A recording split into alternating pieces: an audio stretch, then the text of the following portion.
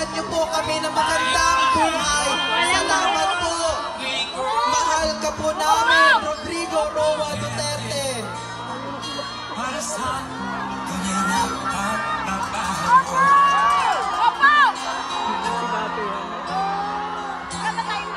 Opo, please, para makikita po tayo. Kalma po tayo. Yun pa ang unang advice ni Tatay Digong. Kalma mga Pilipino. Manalig tayo na merong hangganan ito.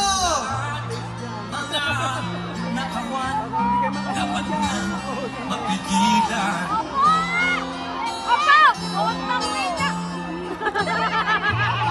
Tayo na, Pilipinas. Tayo na.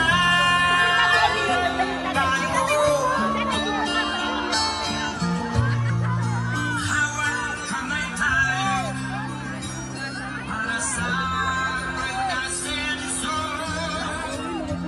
Gusto mo ka na?